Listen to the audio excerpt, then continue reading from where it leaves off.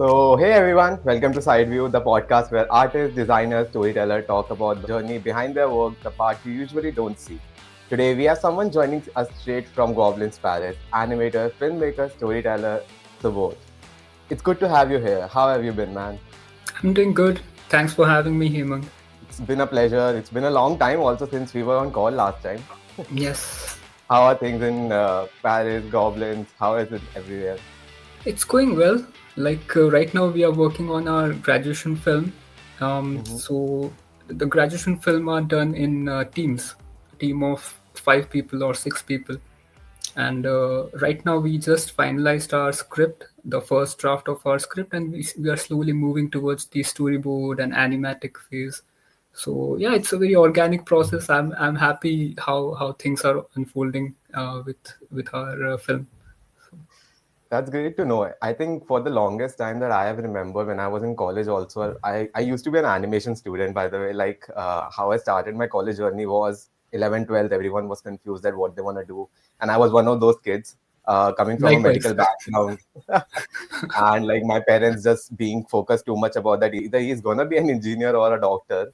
I've always found myself in the middle of both of those things that what if I want to do Mm, something else? And mm, that's when I met a career counselor, like a usual typical Indian kid. And he just told me to go forward with an animation background because I was always interested in animes and Corona being a biggest motivator in that as well. Joined into animation, a lot of things happened between those times, but it's great to know. Like I've always fantasized how it's like being in Goblins and how it's actually studying internationally also as an animator. mm. So like how like from where did your journey started? How did you end up in animation also? And like, did you always know that you want to be an animator? Not at all. I just knew I didn't want to do engineering or medical. That was my first agenda. Um, Mm-hmm. After 12th, I got to know about institutes like NID and IDC. That's when I started preparing for these exams after 12th. Um, and although I couldn't get into either of the best institute in India, I was fortunate to get a scholarship from one of the private institutes from World University of Design. But Oh. they didn't have a specific animation course. But Mm-hmm. since they were giving me scholarship, I was like, okay, let's try this out.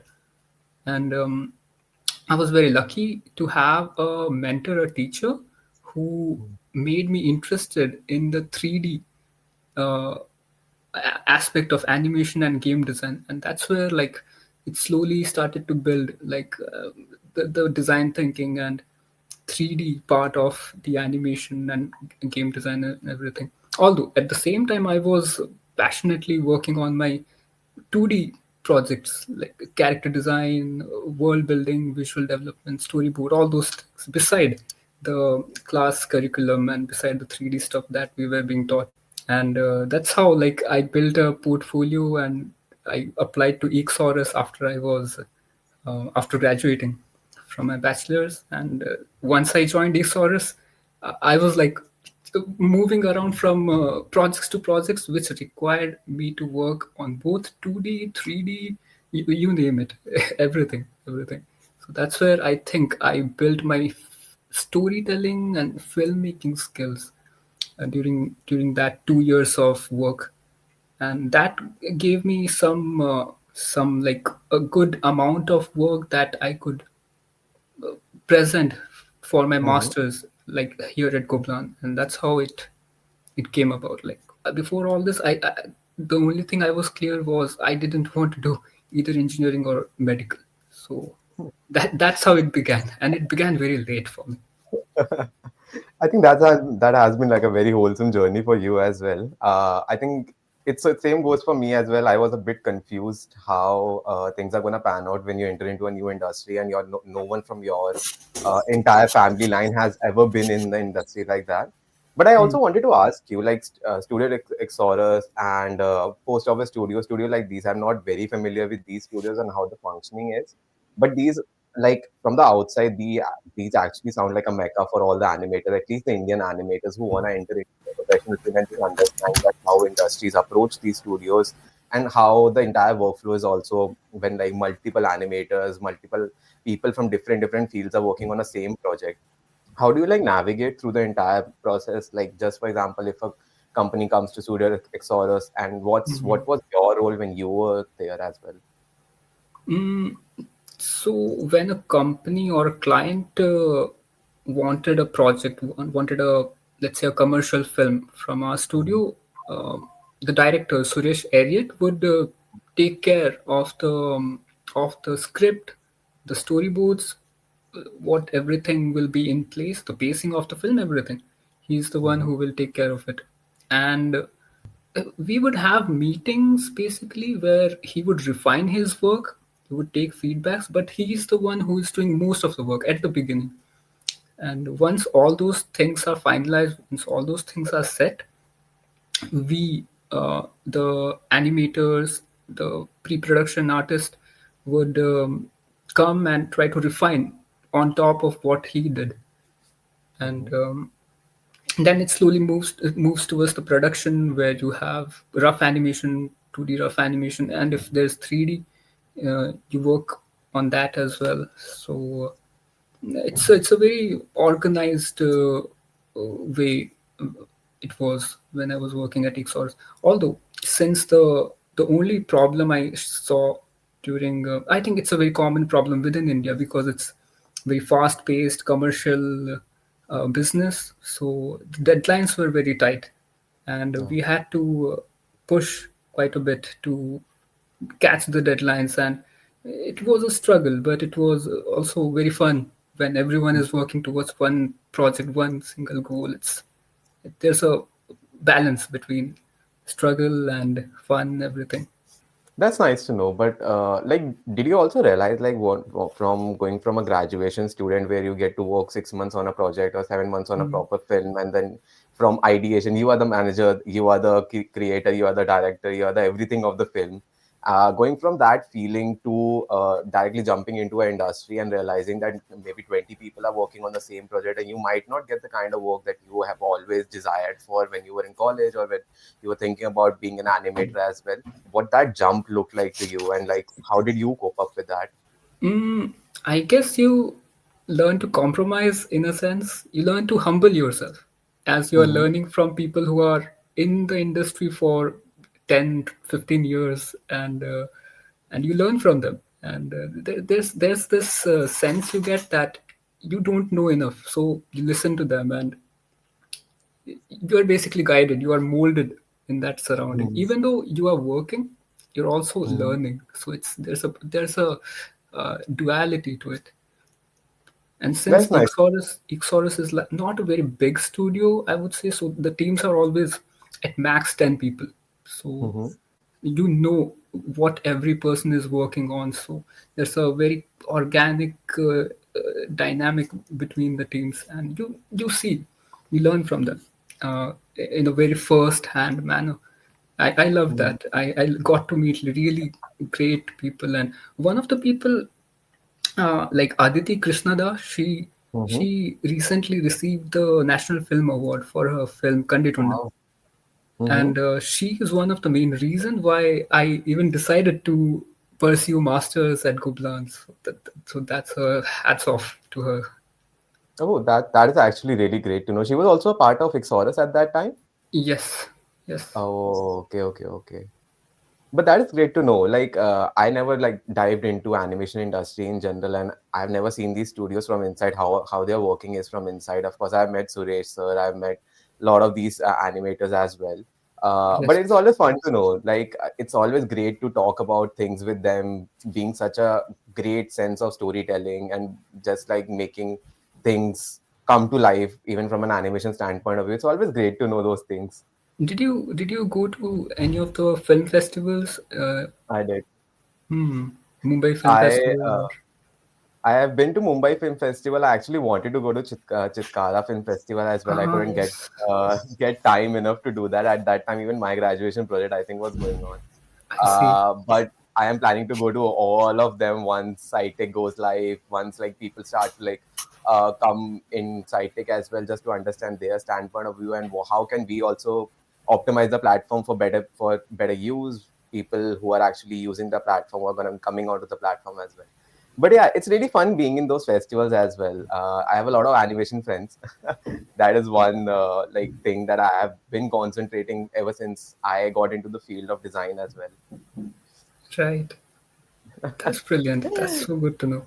Animation I is mean, like you know all the people who are in the animation, especially in India, because the people who are on the top and slowly rising, making a names for themselves, you will immediately know because it's not that big. So yeah, that is a little family of animators.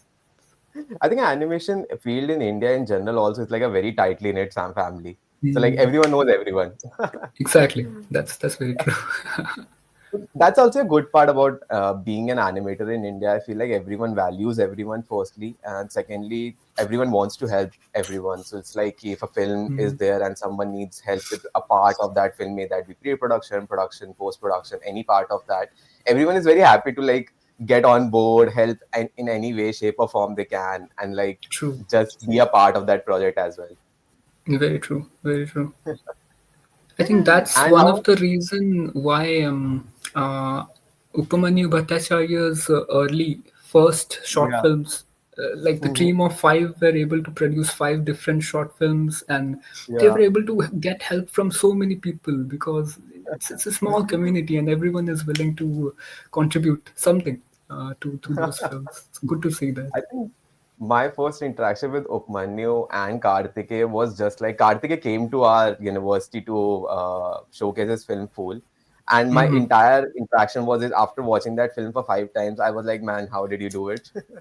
Take me through the entire process, sit with me, teach me everything. I just want to know that how did the entire process came to life, firstly. Can Secondly, you how do people even think about these things? can you help me recall which film it was? Was it Kartike Majan's Fool.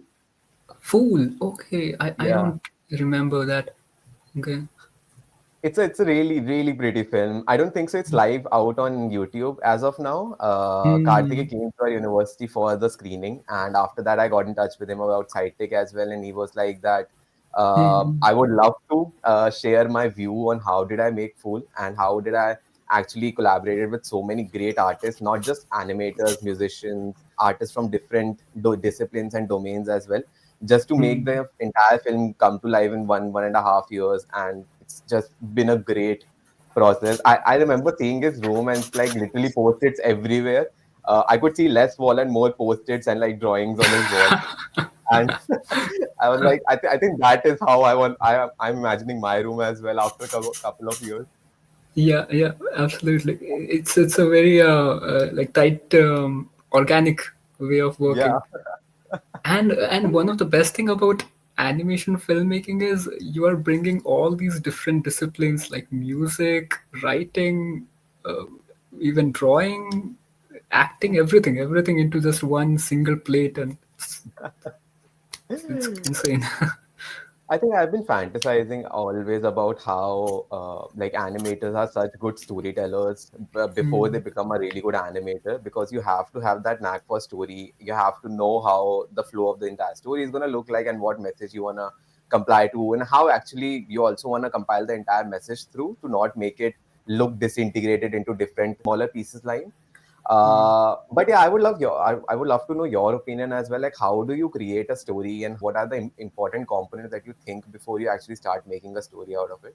Like when we're working in groups, it Hmm. even though when we are working in groups, there are like different opinions, different thoughts, that helps in giving the story a direction. But if I compare that process with my individual projects where I'm trying to think stories by myself, it takes a Hmm. bit longer. It takes more time to come up with something that is worth telling. But usually in our storytelling process, it starts with a problem. Like, what problem do you want to talk about? What Hmm. solution can you provide?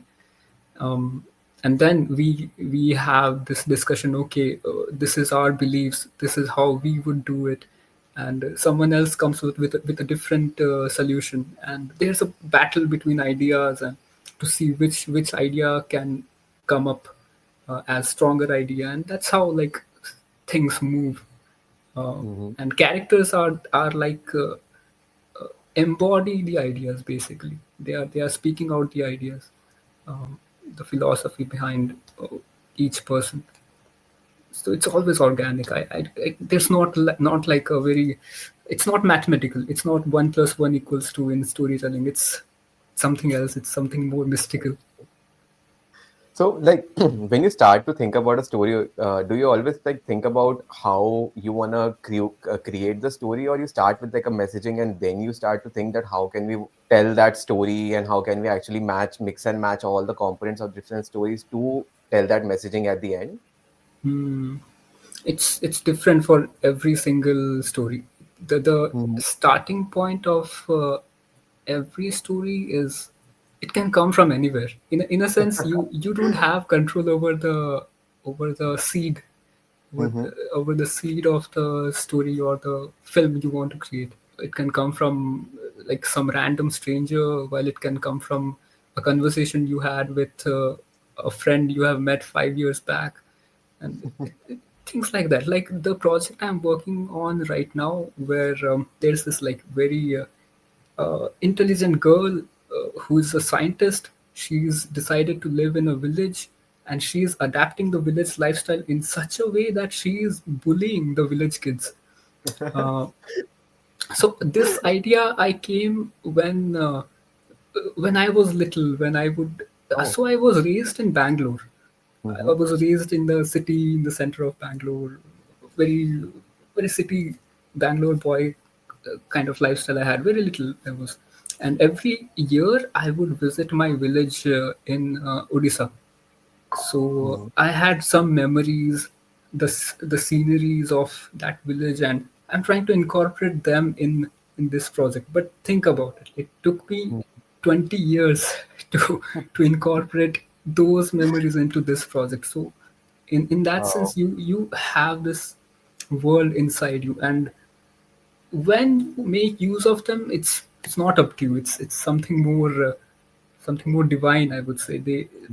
It's a calling. It calls those ideas forth.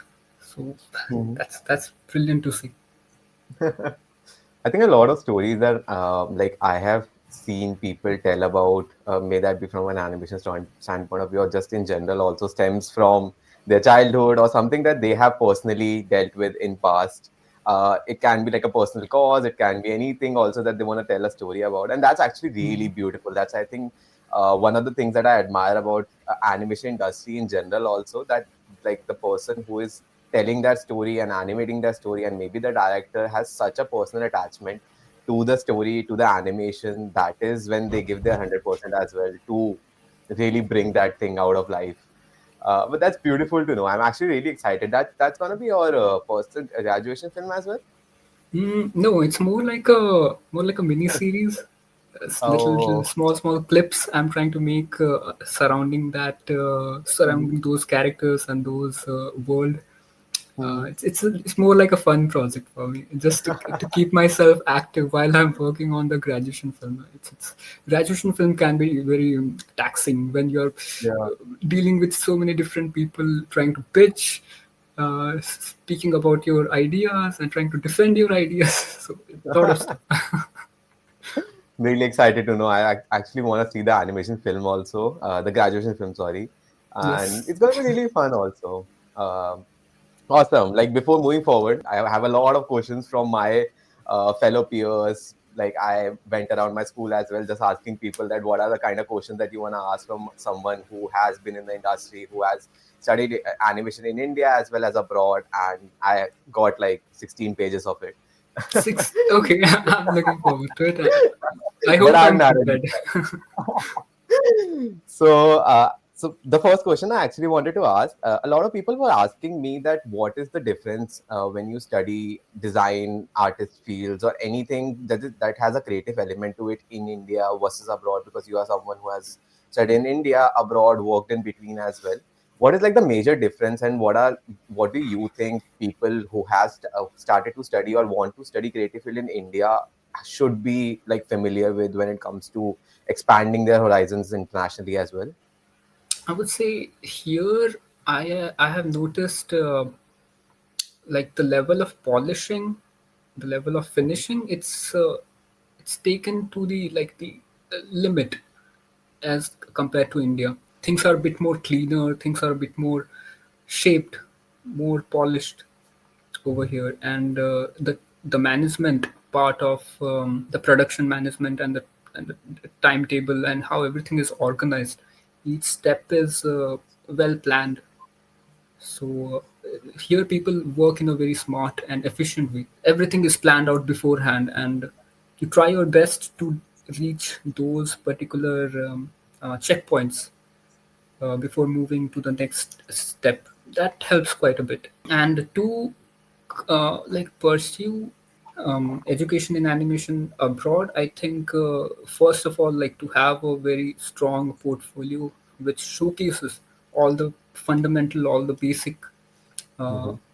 part of animation, be it the 12 principles of animation, your understanding of the human body, uh, how good you are with colors and lights. Then the body mechanics, basically how the body moves, uh, and also here in Gobelin, they particularly want to see if you are good with both 2D and 3D medium. Mm-hmm. So that's also very important to be versatile in both the mediums, 2D and 3D. Although they are both connected in my opinion, they are both like linked. So Mm-hmm. if you um, s- begin to get better at 3D softwares, you will see improvement in 2D as well. So be open, basically, be open to the material and the medium, and Mm-hmm. really stick to the fundamentals, master the basics, and that's how I think you can start applying to places abroad. Do you also think like getting more time to work on a project is a realistic, like setting realistic timelines, deadlines for a single project, and understanding the bandwidth of the people who are making that project as well is more relaxed internationally than in India, and like people just are just more realistic about deadlines and how much time it takes to execute a project perfectly. Here, the deadlines are a bit more realistic, I would say. Yes, that's very true. Also, here I have noticed there is more time given to the pre-production and the research, Mm-hmm. and that's where most of the planning and thinking is done. And Mm-hmm. once those things are set, you move into production. And once you are into production here, it's very smooth. Everything is organized. Everything, you know what you are gonna do. You don't improvise beyond the limits. Mm-hmm. In India, I have noticed sometimes, like especially when it's an in-house project, when things are a bit more free and you have enough time, uh, people tend to improvise during the production. Once even when the animatic is set and everything is finalized, and that can affect the director's vision. So Mm-hmm. so yeah, that thing is very clear over here. You do all the research and everything in the beginning, and you play within the field once production starts. So that's that. That's really interesting to know. And even before you start the production, is there any like pre-production stage in terms of like what kind of art style that you want to adapt for the film? If like you have to divide it into certain segments, and then certain segments are going to be looking like some art style. So apart from the storyboarding and apart from, I don't know the entire process again. Like I'm very curious about it. But like, are there certain steps that you follow as a part of pre-production before you jump into the production as well? Like the style part of like the art style and the I think everything, a style part, how do you want to set the timelines? How do you divide your time as well during the entirety of the process? oh yes, those are set before the production. So Mm-hmm. even setting up the art style, the look frame, what we call it. Uh, Mm-hmm. so that is all done before production begins. How each element will look, how the character will be painted, Mm-hmm. what kind of brush you will use, the line quality, all of those, all the test animation, everything is like set during that Mm-hmm. pre-production phase. So there is like as much clarity as possible once you move into production, and you Mm-hmm. don't have to ask too many questions to the director. Oh no, what should I do? I don't know what to do over here. So that happens very less here. Yeah. Mm-hmm. Even if it's like a 1 week film project, we used to do that quite often during our first year in Kuplan. Mm-hmm. Um, the first 2 days are just uh, so 5 days project, 2 days Mm-hmm. set to pre-production, 3 days set to production and post-production. Production as in animation, um, cleanup, coloring, and post-production would be After Effects, sound. That's it. 2 days it's dedicated to just thinking and drawing out ideas, brainstorming, storyboard, animatic, and also the character design and a lot of stuff. Character design, colors, Mm-hmm. the look frame, the style, everything has to be done within 2 days. And Mm-hmm. once those are set, you are free. You are free to do whatever. You're free to have fun. The first 2 days are the most painful pe- Mm-hmm. period of those film, but it's fun. It's fun. I think the transitioning from pre-production to production is like one thing that I actually was very curious about. That once the guidelines are set and once the timelines are set, actually, how the transition happens and like how do you make sure also that you don't stray away from those timelines, so you don't stray away from those deadlines to make sure that you are delivering the project on time as well. But yeah, that's really fun to know. Yeah, absolutely. I think those 1 week films give you an idea about Mm-hmm. how much you can do in terms of quality, in terms of output. Um, that's a very good exercise. One of Mm-hmm. the most important exercises that I have undertaken to Mm-hmm. produce a film in just 5 days with a team of 7 people or 8 people. And Mm-hmm. you have to coordinate who wants to do what and who's good at what, uh, and Mm-hmm. if they want to try something else and you want to try something else. So the communication is also a very critical part um, of that project. That is really great to know. Actually, that leads me to my second question as well. How do you actually know your strengths before you actually have worked like a lot on a lot of projects? So a lot of people even ask me to this day, being a designer, being in this field for like 4 or 5 years now. A lot of people ask me that we just don't know what our niche style is or what kind of niche projects we want to work on and the kind of project that we actually enjoy, because after a time it becomes redundant also. Like if just for example, if I'm the brand designer and I'm just working on brands constantly, after a while I also start feeling a lack of it, that I just don't want to work on it anymore and I work on better projects. So how do you find your niche? How do you find your strength and like what you want to work on in the long term as well? That's a really good question. I think I don't have a specific niche, to be honest. I just do whatever is beneficial to making a film. I think that's what I am. I usually do find myself doing storyboards and animation more often. So maybe I can Mhm. say my niche is animation.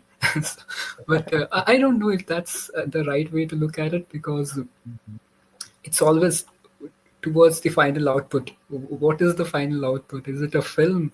Is it a comic book? Mhm. What stories are you trying to tell? And the kind of stories you're trying to tell also will affect the art style, Mhm. and the way you present it. So it's a very complicated question. I would say it's not an easy easy question, easy answer. Do you think being a journalist in general, also an art journalist, not just an animator, designer, or any other profession as well, has more scope and gives you more leverage when you are in the industry? Yes, but when you're trying to apply into studios, they would prefer to hire an expert in a sense. They would Mhm, prefer to hire someone who is really good at one of the skill sets. So when you're trying to apply to one of these studios, mhm, uh, I would suggest apply even in indie studios. If they are looking for 2D rough animators, apply with your demo reel, which showcases your rough animation skill.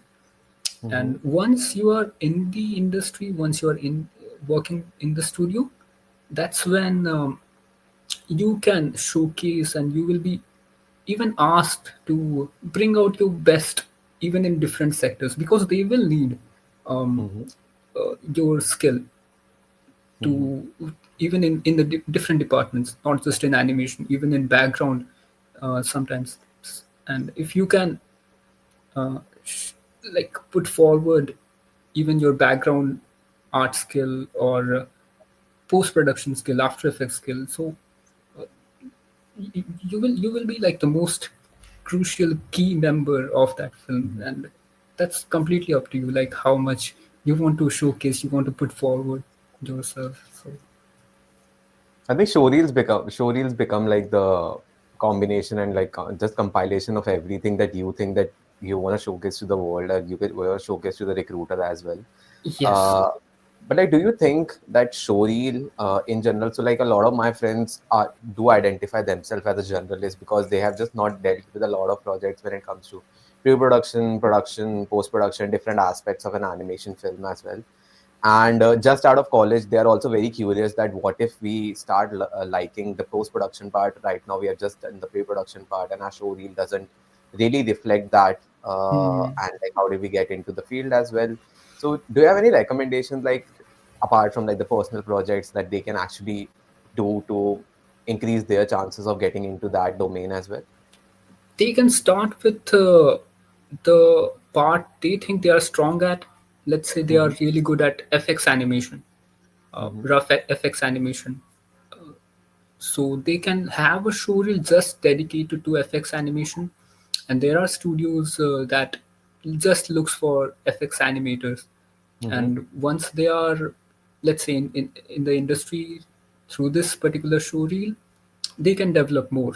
They can keep learning from the people they meet over there, and they can develop a showreel. Uh, Although the kind of showreel you can have is a showreel that shows all the different things you can do. But mm-hmm. when it comes to like professional application showreel, it's more like very specialized. You show that you can do this particular thing really really good, and that's one of the gateway to enter the studios, I would say. That's good to know.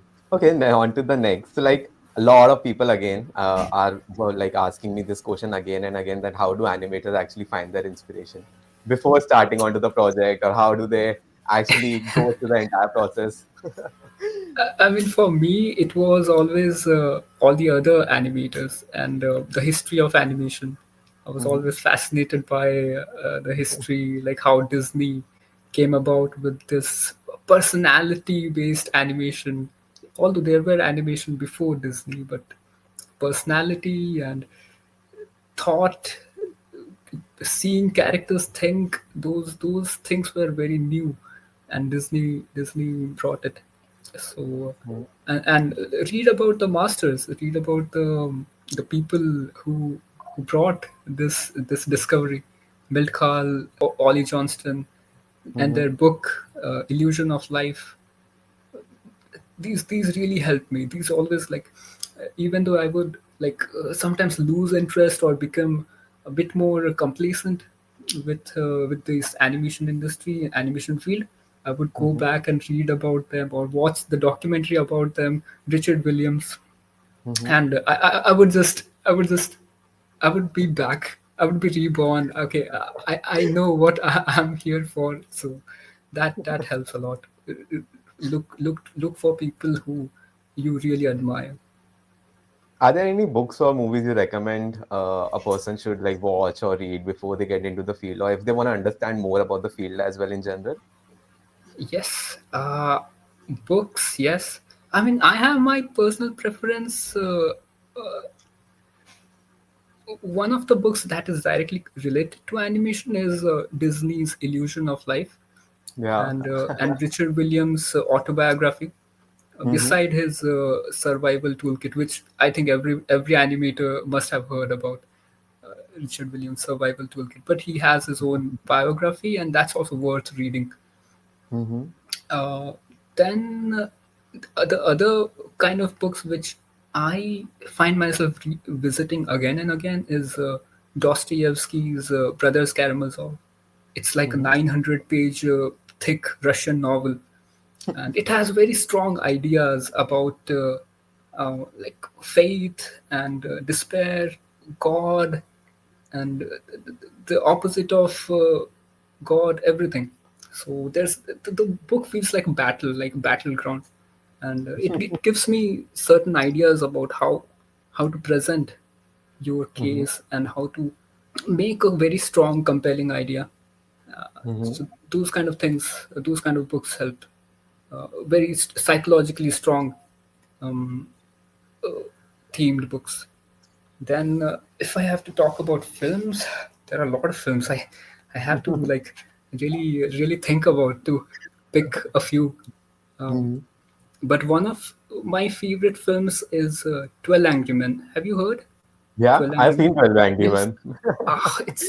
It's so interesting, like how the whole film is set in just one room, In just one room. and you are on the edge every second of the film. And I've I watched think that 12 film Angry like 5 or 6 times now. It's still Same, same. fresh. I think the first time I watched 12 Angry Men, one of my friends recommended it to me, and I watched like a long time after the film got released. Of course, like it was a very backdated film, but like the first time I watched it, I was traveling in a train, and I was like, "This is not the kind of film that you watch while you travel in a train." So I rewatched it when I went back home. I did a proper analysis of how the entire film is shot. I went to Wow, so many YouTube videos that I just want to understand that how was the director even thinking when he was making the film, and just like the curation of it is too good. true, true, true. What Just like other films entire. have you watched? Maybe in the same line.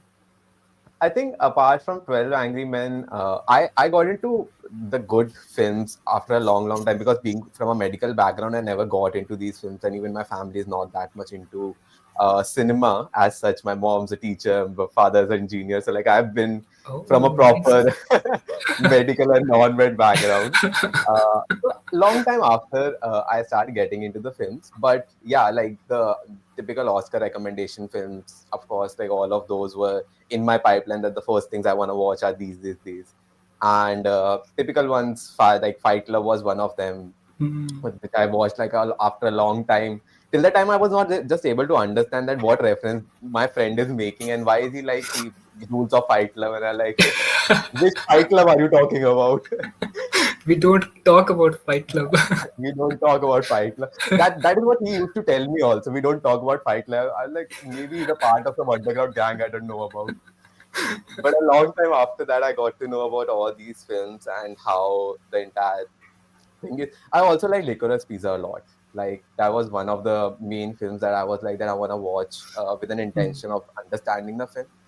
But yeah, that was I think one of those films as well. And oh, Florida Project was really good. Like again, Hmm. I rewatched the film after watching it for the first time because I was like that I want to understand the film first Yeah, and then think about this. But yeah, I think these were some of the main films that I like wanted to rewatch. that's cool. I have never heard about Florida Project. I'll add it to my watch list. I'll send you my letterbox list. It's like a Oh book at yes. this point. Oh, that will be so cool. A lot of films. But are there any animated films that you feel like that have taken the precedence in Hmm. the last couple of years that you will like keep? They are like a must-watch film for everyone who wants to get into the field as well. Couple of years, maybe the Flow is one of them. Uh, Oh yeah. all done in Blender. It's Mhm, good. mhm, I mean, I I was not very happy with the characters of the dog. They were a bit Mm-hmm. annoying to watch, but it was a good film. The whole story was like mystical and Mm-hmm. very good, very well made. Mm-hmm. And But but one of my most favorite animated film is Pinocchio, the old 19, oh, 1940s. So it's too good, so the good. first version of Pinocchio. It's like dark. It's just so dark. Disney is not playing games in that film. Like it doesn't. He doesn't care whether you're an 8-year-old kid. He will throw you into the waters. But it's I think brutal. Disney has also evolved a lot as a animation studio. Even Pixar, Disney, all these animation studios after these newcomers, being Sony Animation, being any other animation studio as well. What are your views on those? Like how the Disney has evolved over the last 10 years, 15 years, where it was in 2000s and now where it is in 2000, 10s, 20s, 30s. Well, I think things changed for Disney after Lion King, even maybe even after Toy Story. At least for me, I think for Disney, it feels the new films I'm talking about. They feel like you know the story. You have seen this film before. You have seen this film Yeah. many times before. It's just in a different visual, different cloth, different Mm-hmm. outfit. But they have been like following a structure for so long that it has lost its taste, Mm-hmm. and that's why all the other studios like Sony, like Illumination, Mm-hmm. uh, they are slowly rising. They are making something more fresh. DreamWorks. DreamWorks.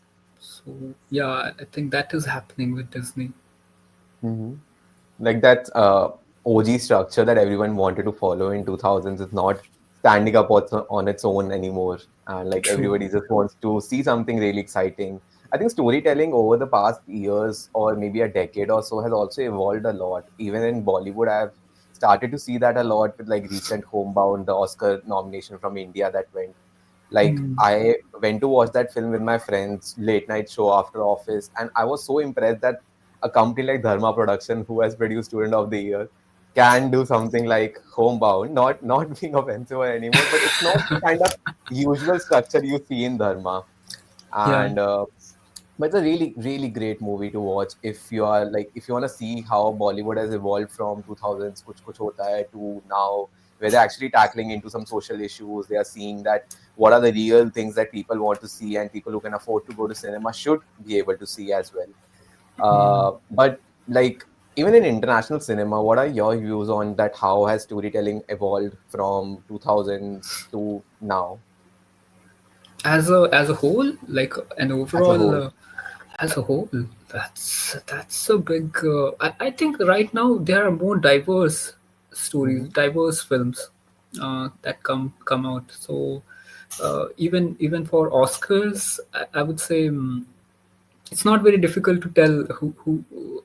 It's more difficult to tell now who's gonna win because you can't compare these different stories right now. It's so different, and it completely up to the taste of Mm-hmm. individuals. So Yeah. this is what I think is happening right now. Right now, films are Mm-hmm. produced for set of audience who have developed a taste for that kind of film, Mm-hmm. and people of our age, I think, even our age and older people have seen enough film to develop a taste for cinema that they prefer a certain kind of film right now, and Mm-hmm. that's happening. That's something I think is happening. The films that people make, they have a set audience, uh, Mm-hmm. so not everyone can enjoy uh, Mm-hmm. one of these films. That happens. That might be true. Actually, I have realized, like Mm. talking to a lot of my friends also being from creative field, I think for our generation, uncertainty becomes the real norm of it. That like if you can predict a storyline from the very first scene. It might not interest you till the end, that you just Mm. know that what's going to happen at the end. Till the time that you are not able to understand till the third act or the fourth act, where it's the movie's end, that okay, this is the conclusion of the movie, or this is what's going to happen. It just fades away your interest in the movie, and that is how I think the curve that now has started to begin, at least what I've seen in my friends. And I think that is one reason also that I feel like that Marvel is not able to do justice to his movies anymore. Mm. Because after Avengers Endgame, everybody knows that okay, these four Yeah, characters are there, they are gonna die, and these four are gonna be the ones replacing them. true, true, true, true. Becomes very predictable, and that's Becomes why I irritating. think Miyazaki's film stand out even more in Mm-hmm. today's Yeah, present day, because they are not structurally bound. They are fresh. yeah. They are like forever fresh. Hmm. So his films are becoming more stronger uh, Yeah. today, I would say. Yeah, 100% agree. Like I've always been a fan of Ghibli Studios, Miyazaki films, Makoto Shinkai, and all Mm. these great directors which have a structure inside them. You know that these, like I would never imagine Makoto Shinkai making make an action film, just because I don't think so that that is what his style reflects on him. But at the same time, movies that he makes, they're just so beautiful to watch. And I think, yeah, that is one thing that I've realized also.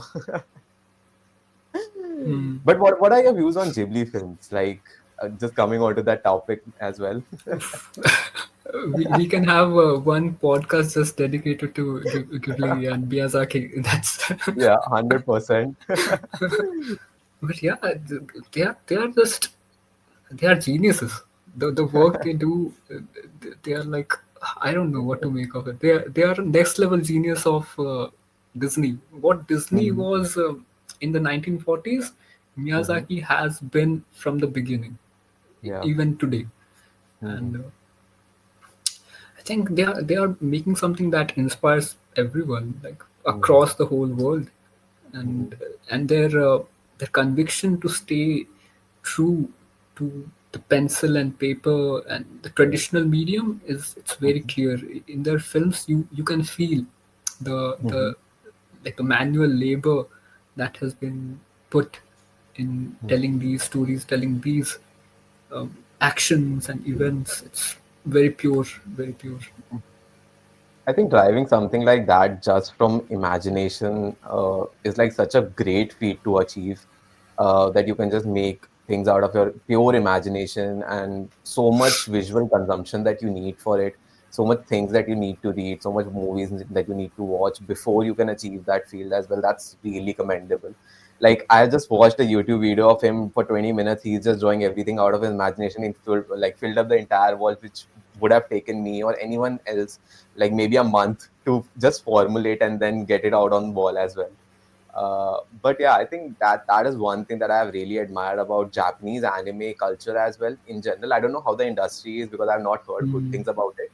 But the kind of content, the kind of movies that they build, and the kind of storylines that they have, like, just very commendable. mm.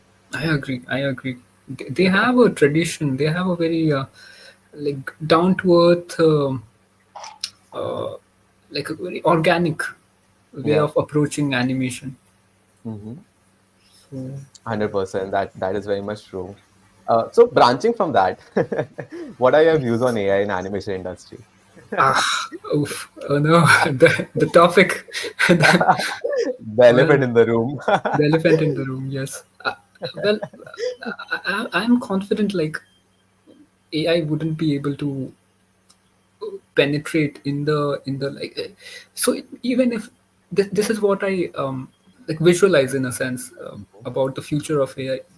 It's possible that AI can create films, uh, like high quality films, but people like we will still be able to differentiate a Mhm. film made by AI and a film made by pure human effort. And Mhm. the reason why I think that is the case is because even films today, which is made by humans. For example, Despicable Me or Mm, Toy Story 3D films. When I compare them with Pinocchio or Jungle Book from 1960s, 1940s, I find Jungle Book and Pinocchio more uh, like it's calling me to be part of that story. Even though it's old, it feels more stronger.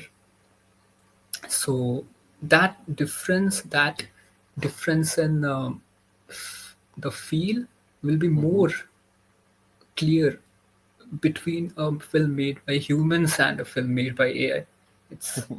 It's not gonna be a big problem for people who really love films. They will still choose to watch films made by humans. mhm. Do you think AI can like assist in some directions to an animator as well, cutting short on the duration, maybe timelines, maybe guidelines of before you start to formulate a film or after you start formulating the film? Is there any domain that you feel like that AI can actually help as a tool and not just replace the entire team as well? Hmm. I think there are some parts where AI can be used, but I'm not confident. I think that that struggle you have, even what I was gonna complain about is the cleanup. I Yeah, hate doing cleanup when it comes to after rough animation. You do cleanup where you're just basically like cleaning the yeah. lines, and it takes so much time. So Mhm, I hate it, but I, I'm not sure if I, let's see if AI does do a good job of cleaning up in just 20 minutes. The whole mhm, 10-minute sequence, khatam, done. I, as a audience, would still be able to detect um, the cleanup lines made by a human and an AI. I think that will be visible. Even if not mhm, visible, you can feel it. So mhm. good art, good films require an element of suffering. Yeah. If I have to quote Del Toro directly, art is suffering. That's you have to that's something you have to believe. So even cleanup, do it by hand. I think those imperfections, even I was listening to one of the animators from Spider-Man's movie, the Across the Animation, and he was very Yes. blatant about that imperfection is what make that movie perfect. And that is what you can see. You can imagine like the people who have been a part of that movie, all of them know that this is the kind of movie that we wanted to make and we don't want to make it as perfect as we want to. Very true. I think that is one thing that like just stays true within the people as well, and that is what makes them relate more with the movie and the producers as well. Absolutely, very true.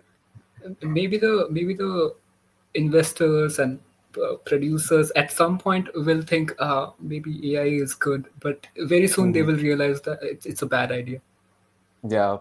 Also, So like there's going to be a very disproportionate like application of AI when it comes to across industry, across creative fields. I feel like that's going to tone down the entire quality of the work as well when it's coming to AI, coming from AI.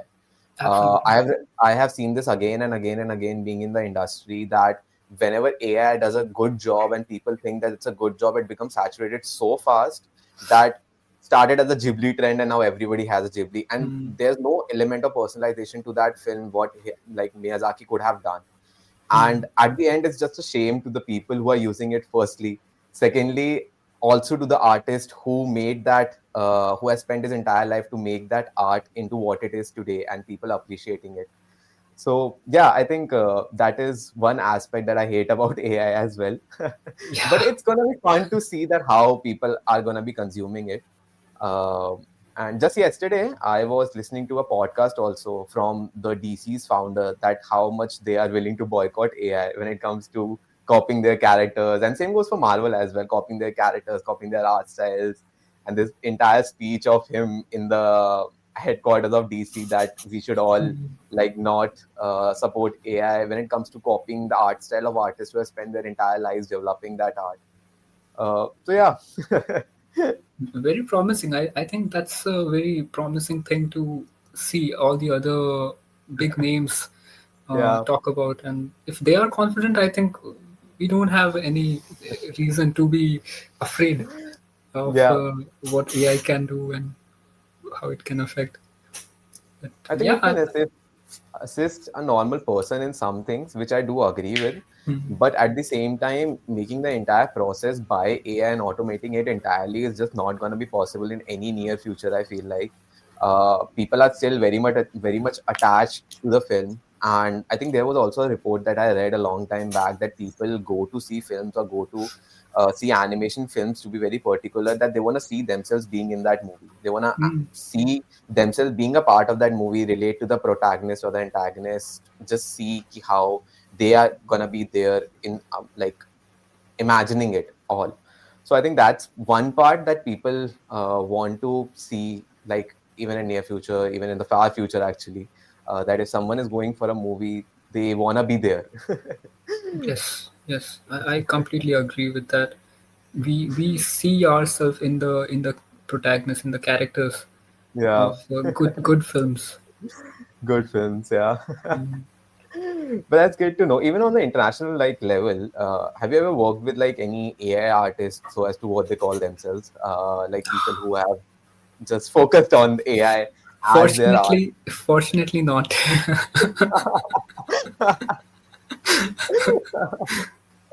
That is good to know. Even what? Here, here at Gobelin, I have not seen a single person who is in favor of AI. Mhm, At least not 100% in favor. mhm, AI, I think even I personally do find AI is doing some good stuff in the medical sector. mhm, Um, but when it comes to art and emotions, it's still not there. It probably will never be uh, mhm. same as what humans can evoke in other humans. So That's great to know. Even in mm, like I don't know how internationally people are taking AI in the creative fields, but as much as I know of the Indian scenarios, yeah, some people are positive about its impact in the creative fields. Like it can help you visualize better. That is what they say. mm, Uh, but like as far as I know, and I have used it throughout these years, maybe last 2 3 years. When I was completing my graduation, there was no AI. Fortunately, actually, I feel like then people nowadays who have been using AI for such a long time, and like people who are graduating right now, they should distance themselves from AI in certain aspects, at least when it comes to thinking about visual things, because training that eye is much better if you do it through books, movies, just being in the nature rather than you typing out prompts on ChatGPT or Gemini and expecting 100 responses, and then you are trying to analyze all those 100 responses using ChatGPT and Gemini. I think, yeah. it makes you weak as an individual. If you depend on AI, it's doing the thinking. You are not doing the thinking. So the individual is just what we do and what we think. So if you like uh, what do we say, outsource the important stuff to AI, then you are doomed. 100% agreed, 100%. So yeah, I think we both agree on AI. Absolutely, So good to yeah, see that. like a lot of people are also asking me. So what is actually, in your opinion, what is the importance of like a personal branding and like just making a brand out of yourself when you want to publish out your work, when you want to showcase your work also to the general population, maybe that on any social media platform, YouTube, Instagram. How do you feel like that adds to your portfolio in the longer run? And should you actually spend time, energy on a personal branding, being from this industry? I can't give a very good answer, I feel, because I don't feel it as a personal branding. It's more like anything I do outside work or anything I post on Mm-hmm. Instagram. It's more like uh, I'm doing it to like calm my post work brain, Mm-hmm. to like distract myself from the I distract myself from art by doing more art. It's something like that. So what a sad thing to say, but I don't think so. It's sad at all. Like I work more to get away from work. That is how I figure things out. Sometimes to like release your stress, pressure, and something that you have been hitting a roadblock on. I feel like Yeah. that diverting your mind away into something that is not similar, but it's a different domain of the same kind of work. I think it works really well for me. It helps me open also my doors that okay, this is the direction that I can take in the long run. Yes. I think it's very similar. Although I'm not thinking about if that will create a personal brand or Mhm. get me a lot of followers, but if that happens, then sure, it's great. I'd be happy. But beside that, my main priority is to to to like have a relaxed period even after work. Mhm. When I don't have anything to do, I should at Mhm. least um, make friends with uh, what I am trying to do, and I have like certain stories and memories that I want to share. So maybe that emotion is also which brings forth more work, more art. Yeah, I would say things like that. I would like to know more about your entrepreneur side, like the business that you have created, because that's something I'm very new to, and I'm a little scared as well. Like that's the part I would like to learn, but I'm a bit more timid towards the entrepreneur aspect of stuff. I think so. Like just tracking back on how I started getting into that entrepreneurship mindset, and just want to build something of my own. Like when I graduated, sorry, when I like got done with my 11th and 12th, when I got into animation or design field in general as well, there was always this one thing that in me that I just want to create something of myself, and that just stayed with me throughout the college. I tried my things onto a lot of things. I started like my own label as well at one point in my entire college journey. I got incubated. I started working with like a lot of founder office like startups out of UPS as well. And I think one thing that I admire about UPS is not the kind of education they gave me when it comes to design, but the kind of exposure that they gave me as a university. Because I started making a lot of friends from business fields, from BTech, from like law, and all these people have literally like helped me throughout understanding that how and a person from design field of a person being an animator, designer, storyteller, artist, animator, anyone needs to have that exposure that if they want to start something of their old, what are the business requirements that they are going to be needing, what are the law, what are the legal things that they should be aware of, and just in general also what are the managerial skills that they need to have a knack of when they like want to start something like that. And yeah, I think in fourth year I started my own label by the name of Jexlin. That is I think how I got into storytelling as well. We like me and the entire team, we created these two characters, Jex and Lynn.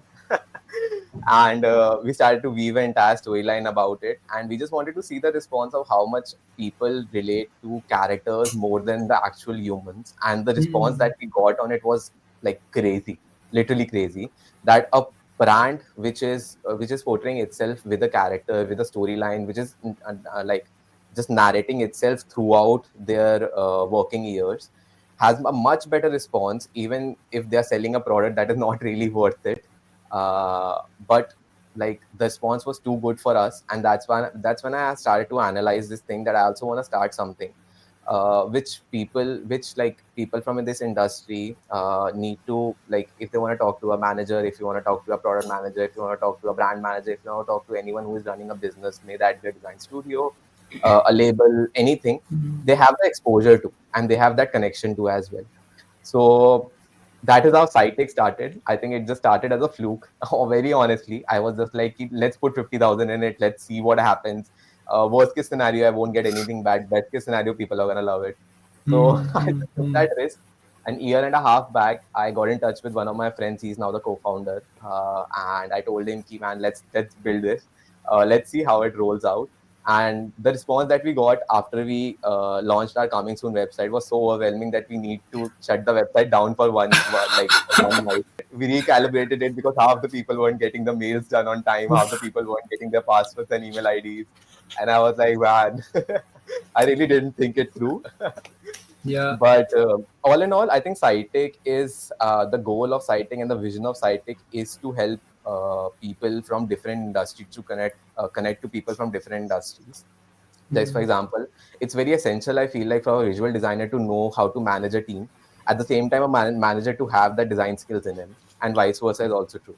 So I feel like that when it comes to that kind of a communication, that if me from UPS wants to talk to someone who is an NIT or a NIF person, and after coming here, I've realized that NIT NIF people also want the same thing. When I was Mm. in UPS, I used to think that maybe not, that's not true. But Mm. I think everyone is so tightly knit in this industry that everybody wants to talk to everyone. Firstly, everybody is very happy to talk to everyone as well, and everybody wants to help everyone.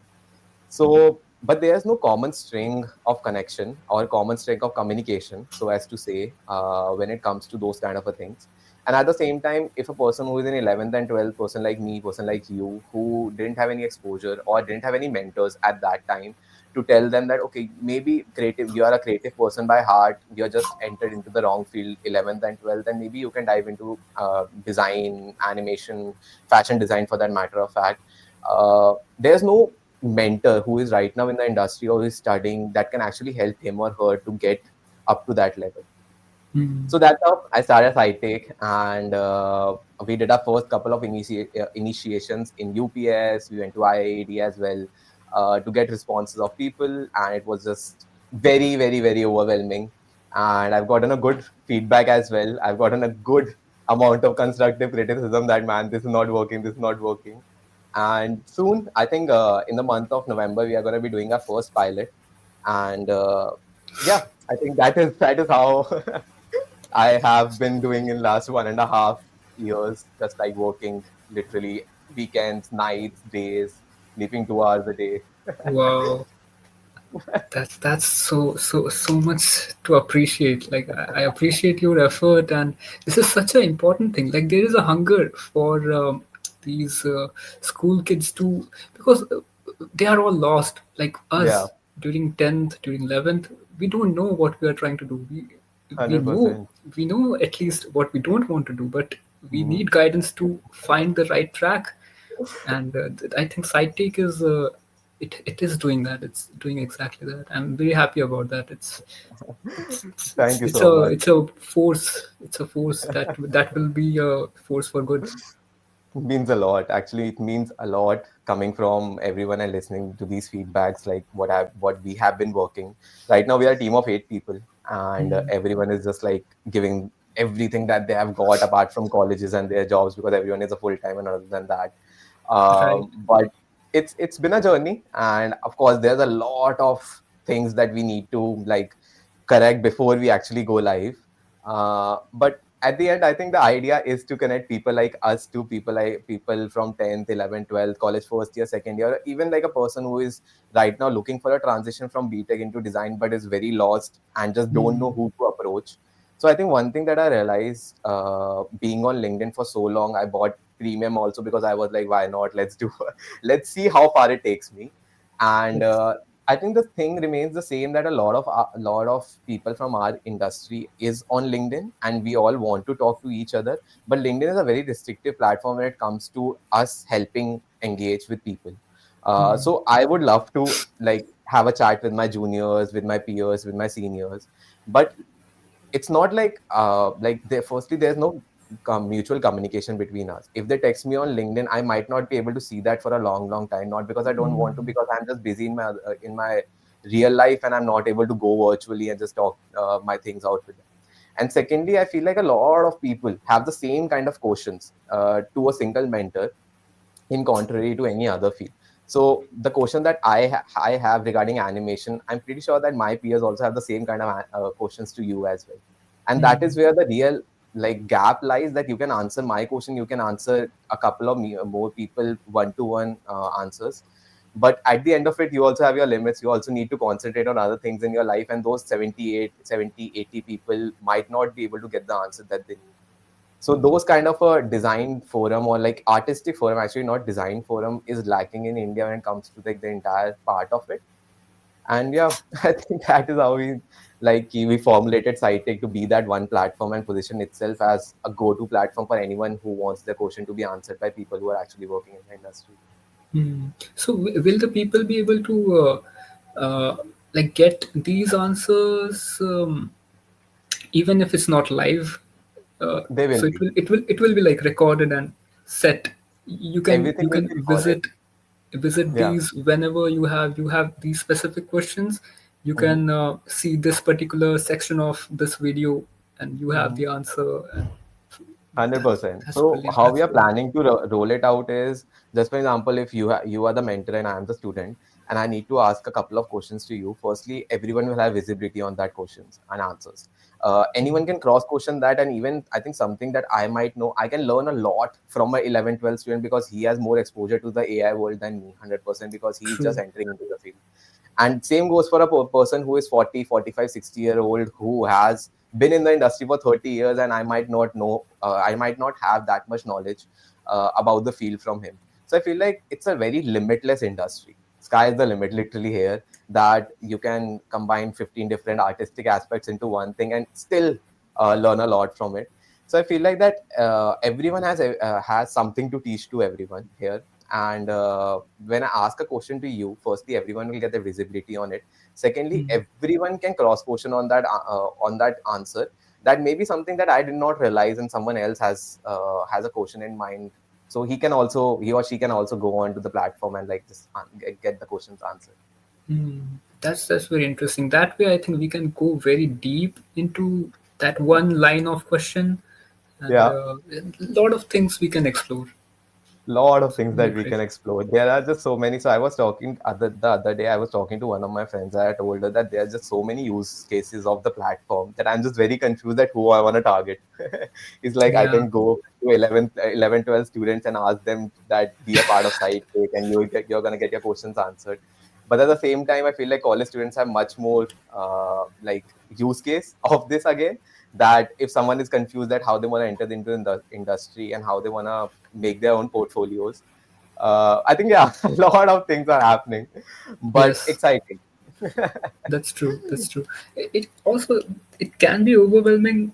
I think for college kids, if we Yeah, talk about the industry side of stuff right away, yeah, uh, for this is what I personally think is right for the college kids right now, hmm, to yeah. I focus agree. on these like design exams, if you want to get into Yeah, the formal way of pursuing design and animation, hmm, be it any design and art. yeah, Pursue these design exams, seed, hmm, USEED, NID entrance hmm, exam, and then yeah, see where that takes you. And if you are lucky yeah, enough to get into these institutes, then go for it. Then hmm, you formulate what you want to do, because in the yeah, first year, even in NID and even in any of the design institute, you basically do everything, and then 100%. you choose a specialization, and then you go ahead with what you want to do.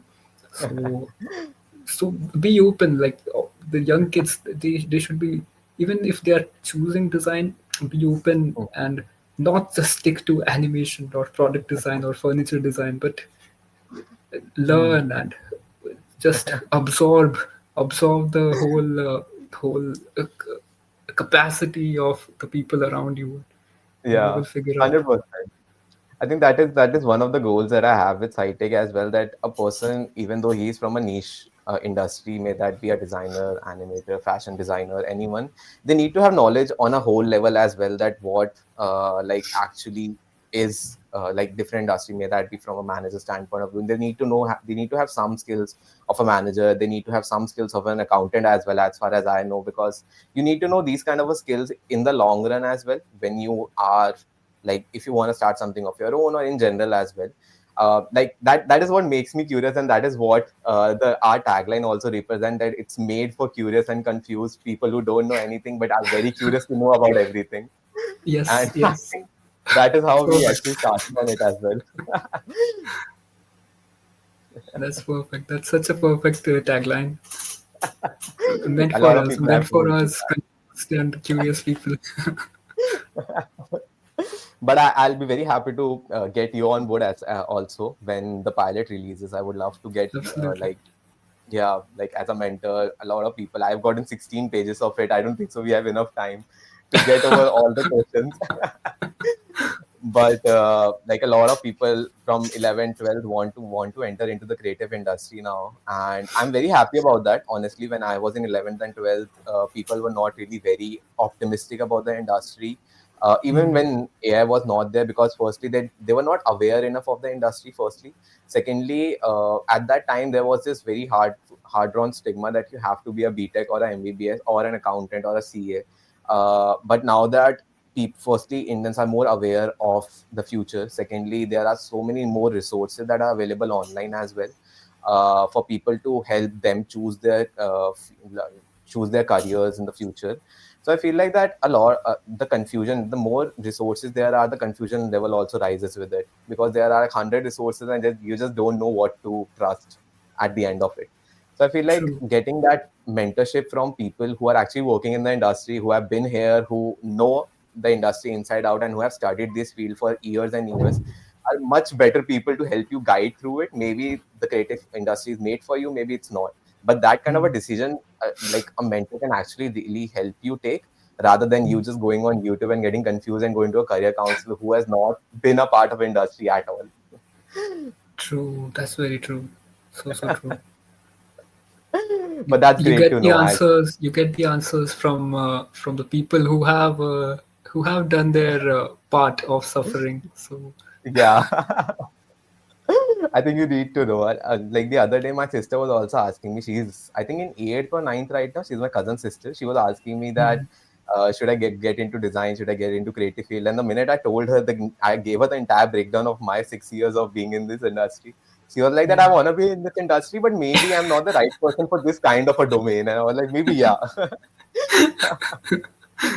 So how did you start with design? Did you like apply to UPS? Uh, what was your thinking before that?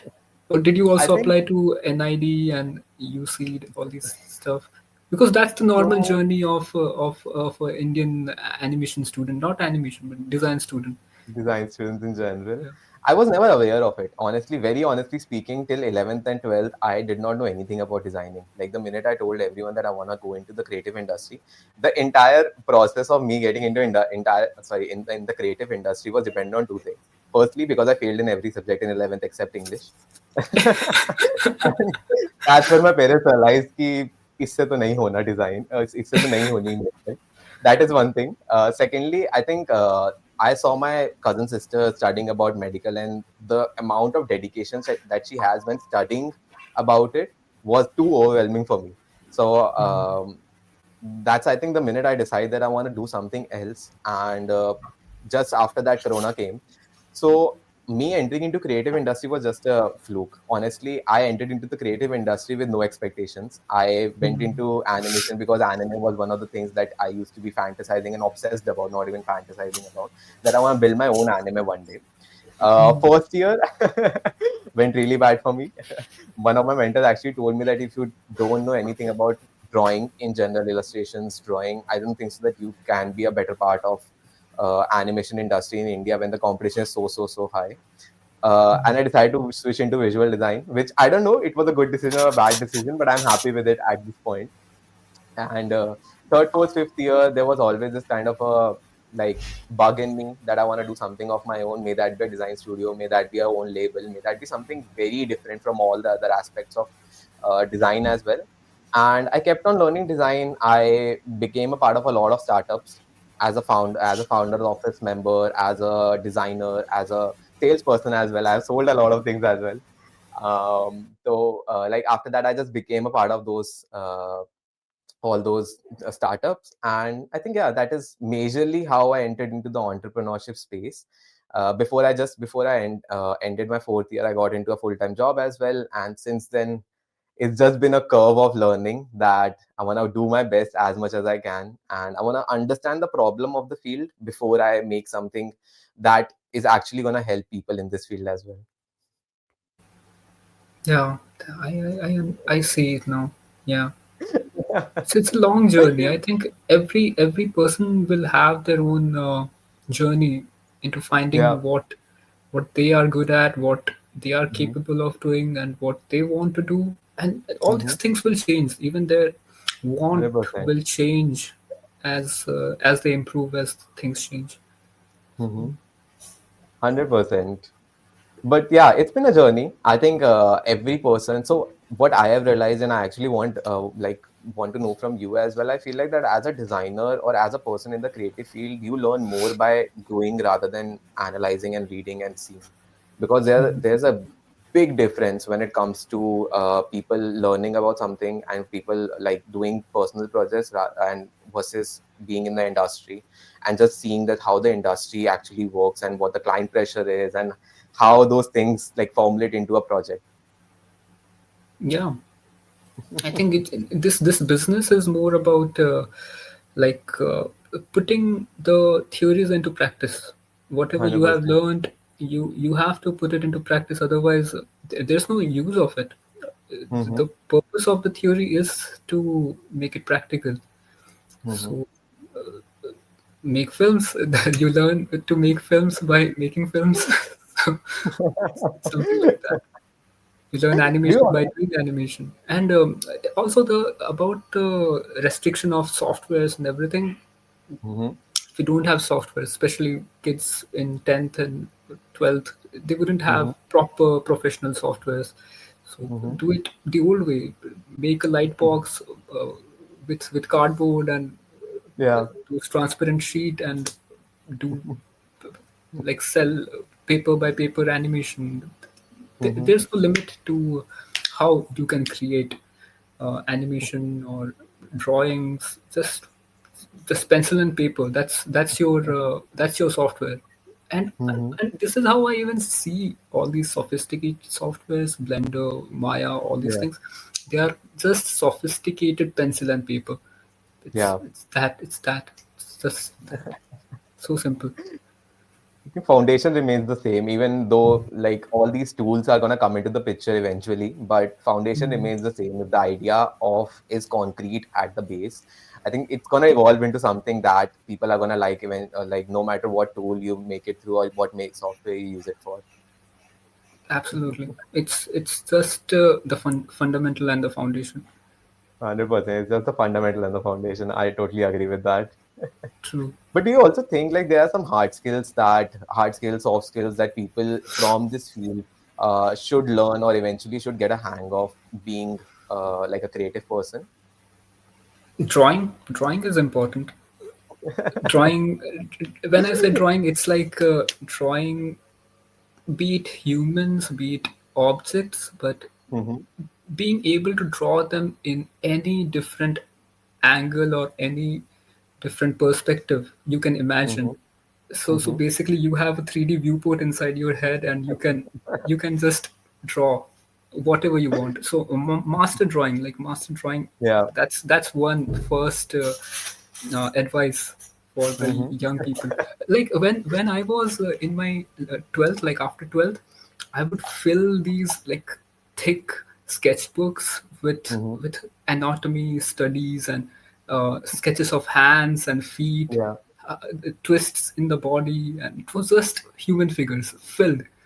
And I was not really good at it. I just did. I just made Yeah. as much drawings as possible, and I think that helped. That helped me get better. So fail early, fail harder, Mm-hmm. make as bad drawings as possible in the beginning, and I think that's something I do even now. Even when Mm-hmm. I'm working on our films, Yeah. the thumbnail sketches, the character designs, Mm-hmm. all these things at the beginning phase, I'm trying Mm-hmm. to churn as much as possible and make Yeah. as many bad drawings as possible, so that I Mm-hmm. can know what doesn't work, and I can throw them away and slowly move towards narrow my Mm-hmm. focus towards the thing that does work. So yes, that's one way to go about it. I think my mentor in my first year was right about it.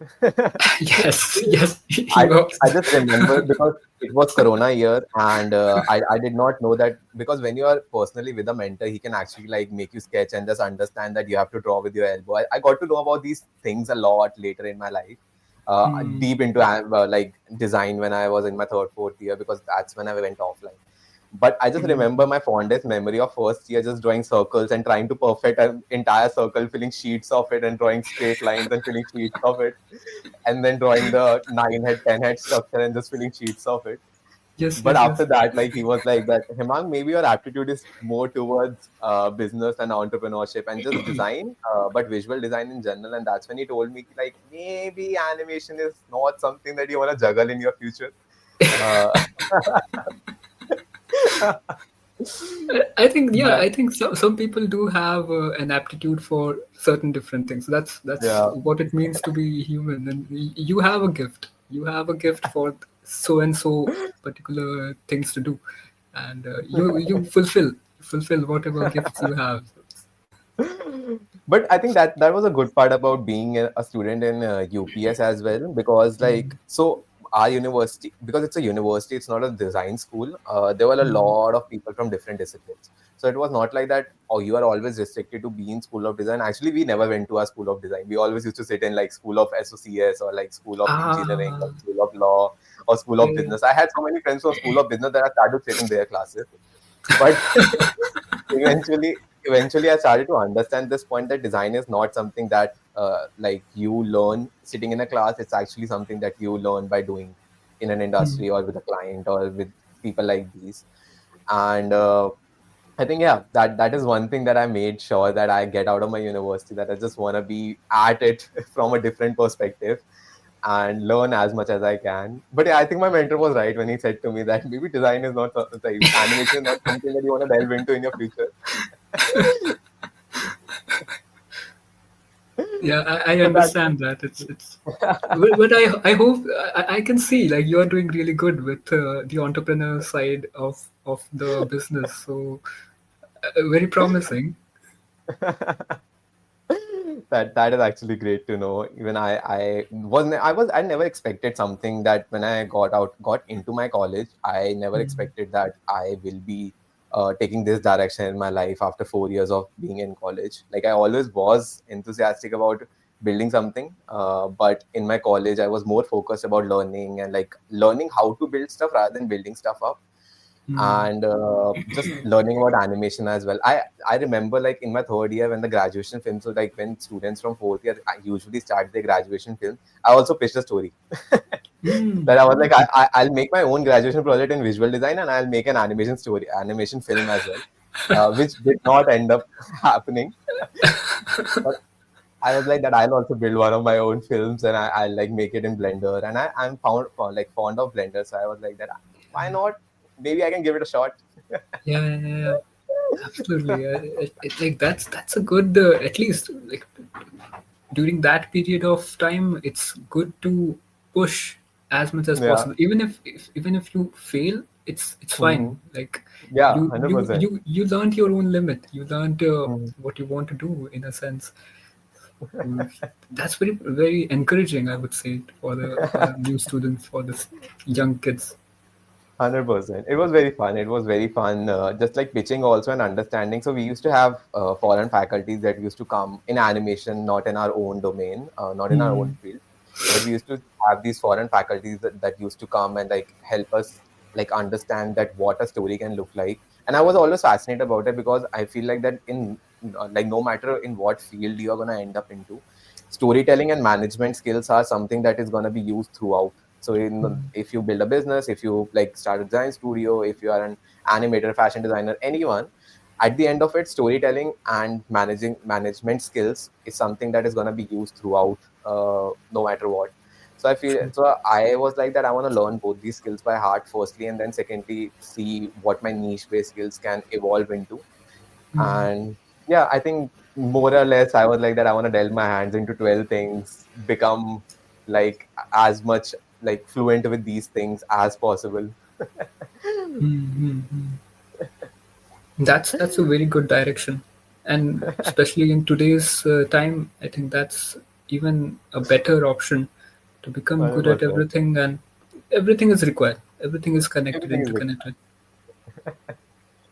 that is true. That is true.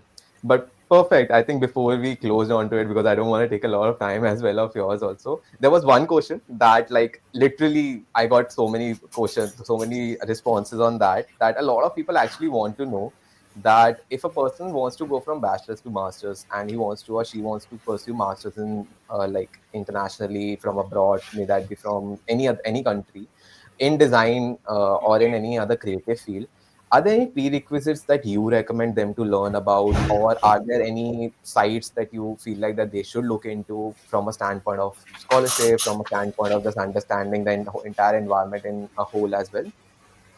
Mm, is it for abroad? Like what Abroad, yeah. abroad? Masters in Mm. abroad. Masters in abroad. One of the key things is basically the reasoning, the statement, Mm-hmm. statement of purpose. Mm-hmm. Like why you want to do abroad masters specifically in Mm-hmm. abroad, or why do you even want to do masters, and be very clear about your reasoning behind that. That is the Mm-hmm. first step, I would say. And then have a then do the research where you want to apply, which university, uh, which institute offers the best uh, thing that you think will suit your journey in the masters. And then do the research what they are looking for, what kind of competition, what kind of entrance exam they have, and Mm-hmm. then just go forward with it. For Gobelins, I could say like um, they are looking for your statement of purpose, Mm-hmm. and like in a video format. So you sit and you talk about your statement of purpose, um, and then demo reel that showcases everything, like whatever the best work you have done, Mm-hmm. 2 3D, the fundamentals of uh, body anatomy, Mm-hmm. character acting, character animation, you name it. So they want the whole package. Yeah. That's how you go from there. And they have the interview round where Mm-hmm. they ask you very like casual question, but I think they are they are they are picking out some essence even from those answers. Uh, Mm-hmm. like the conversation we had, it's very similar to that, Mm-hmm. even in the interviews. But yeah, it's have a strong portfolio, have Mm-hmm. good communication skills, and do the research. Three things, three things you have to do. How was the process at Goblin? Like, how did you like when you got to know that you are selected? Before that, did you send them your show reel and then all the entire process ran after that? Um, so they had 2 rounds. Mm-hmm. The first round is a show reel plus your introduction video, your video statement of purpose. Mm-hmm. And after you are selected, you have the interview round. Interview Mm-hmm. round, 15-minute interview live. There will be 2 members in the panel, and they will ask you questions. And like it's very casual. It feels casual, but I have a feeling it's very at the underpinning. It's very stressed. Like they are Mm-hmm. taking notes and everything, but they are asking very casually. That's very Mm-hmm. smart of them. Um, so after this, you once after this round you get selected, you are on the short, you are on the selected list. Mm-hmm. Then all the formalities start, basically, like the visa process. That's a different headache. I'll get like PTSD just talking about it. I think a It's lot of my friends also are like, yeah, we can get selected, but how did we get to the visa? That is the main thing. But do it's they a offer headache as have well. Totally. student visas? They have student visas, but Okay. once, but the thing is, once you are accepted at a international university, you have the key document, Oh, the yeah. registration certificate. Then everything is like, then works out. It just works out. You just have to be patient. Okay. Patience is the key word here. Like It takes a long time to get the visa.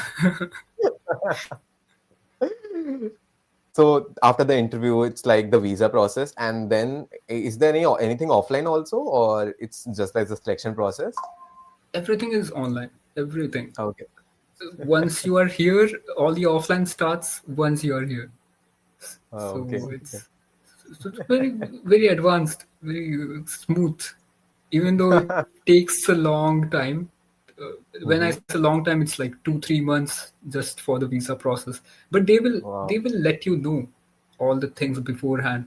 You are selected and everything. They will give you the certificate and all the paperworks will be Mm-hmm. done. That is great to know. It's So it. coming from a creative field, I've always been a bit uh, shy and scared regarding all the paperwork. So I Yeah. would just consult my dad. Like he's in the State Bank of India in the banking sector, so Oh. he deals with Mm-hmm. papers and all these Yeah. things quite often. So I would just make him sit beside me. "Okay, you help me, please." But yeah, it sounds like fun though. Like getting through the entire process, and when like I think the only daunting part was the visa part, that you have to wait for 2 3 months to hope that everything goes out as planned. Yes, But I think it's great. Like everything worked out in the well. And thank you so much for the call. If there's anything that you have like in mind for me as well regarding side take, I would love to get you on board as well when we release. I think optimistically, November mid is when we are planning to roll out. that's And great. thank you so much for joining in. It's been a pleasure just talking to you and understanding your perspective about everything. And thank you so much from the bottom of my heart. Thank you so much. It's a great conversation. I'm very happy to have heard from you. Likewise. Thank you so much. Thank you once again. Thank you so much.